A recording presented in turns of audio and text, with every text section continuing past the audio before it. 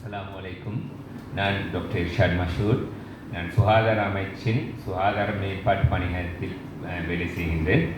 இன்று நாம் gender base violence, அதாவது பால்நிலை சம்பந்தமான வன்முறைகள், அதை நாங்கள் குடும்ப வன்முறைகள் என்று சொல்லலாம், அது சம்பந்தமான சில தகவல்களை பரிமாறிக்கொள்ள முயற்சிக்கிறோம்.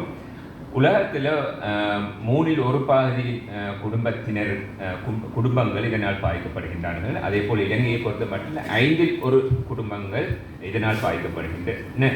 அத்துடன் இதில் இலங்கையை பொறுத்த மட்டும் 12,000 குடும்ப உறுப்பினர்கள் இதனால் பாதிக்கப்பட்டதுடன் அவர்கள் அன்னளவாக 30,000 தடவைகள், ஒரு வருடத்துக்கு 30,000 தடவைகள் மாதிரி இந்த குடும்ப வன்முறைகளால் பாதிக்கப்படுகின்றார்கள். அத்துடன் இலங்கையை பொறுத்த மட்டும் 91% பெண்களும் 9% அன்னளவாக 9% ஆண்களும் இதனால் பாதிக்கப்படுகின்றார்கள். இந்த குடும்ப வன்முறைகளை எவ்வாறு சுகாதார அமைச்சினால் இந்த குறைக்கலாம் என்பதில் 3 வகையான வழிமுறைகளை பின்பற்றுகின்றோம். முதலாவது MOH லெவல், சுகாதார வைத்திய அதிகாரி அலுவலகத்தின் ஊடாக சில அமைப்புகளின் ஊடாக அதனை குறைப்பதற்கான முயற்சிகளை செய்கின்றோம். அதே போல் இரண்டாவதாக வைத்தியசாலை ஹாஸ்பிட்டல் லெவலில் மித்துருப்பியச, இலங்கையில் 90 மித்துருப்பியச நிலையங்கள் காணப்படுகின்றன. அந்த நிலையங்களின் ஊடாக, நட்பு நிலையங்களின் ஊடாக இதனை நாங்கள் கட்டுப்படுத்துகின்றோம் அல்லது குறைக்க முயற்சிக்கின்றோம். மூன்றாவது தொடர்பு இலக்கம் ஒன்று இருக்கின்ற ஹாட்லைன் நம்பர் உண்டு, அதனூடாக இதனை நாங்கள் குறைக்க முயற்சிக்கின்றோம்.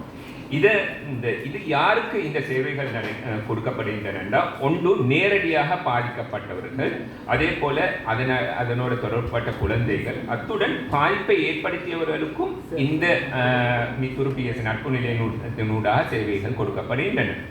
அத்துடன் இறுதியாக இந்த குடும்ப வன்முறைகளை நட்பு நிலையங்களினூடாக நாம் பலவிதமான பிரச்சனைகளுக்கு நாங்கள் இதுக்கான முறைமைகளை நாங்கள், அதாவது குறைப்பதற்கான முறைமைகளை பின்பற்றுகின்றோம். அந்த பிரச்சனைகள் உடல் ரீதியான பிரச்சனைகளாம், உள ரீதியான பிரச்சனையாக இருக்கலாம், சமூக ரீதியான பிரச்சனைகளாக இருக்கலாம், சட்ட ரீதியான பிரச்சனைகளாக இருக்கலாம்.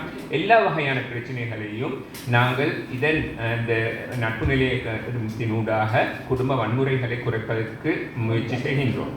எனவே இந்த இலங்கையில் இருக்கின்ற இந்த நட்பு நிலையம் அல்லது குடும்ப வன்முறைகளுக்கு எதிராக நாங்கள் சுகாதார அமைச்சினால் செய்கின்ற இந்த வேலை திட்டங்களை உங்களால், இந்த இலங்கையை பொறுத்த மட்டும் இருக்கின்ற எல்லா மக்களாலும் இதனை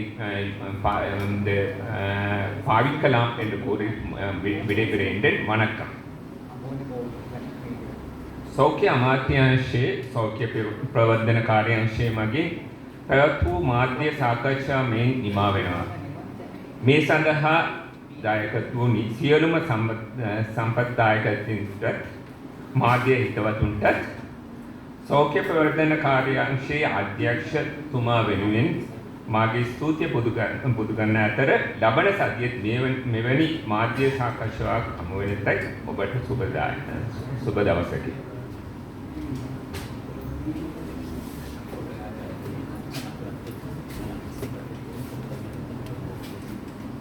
People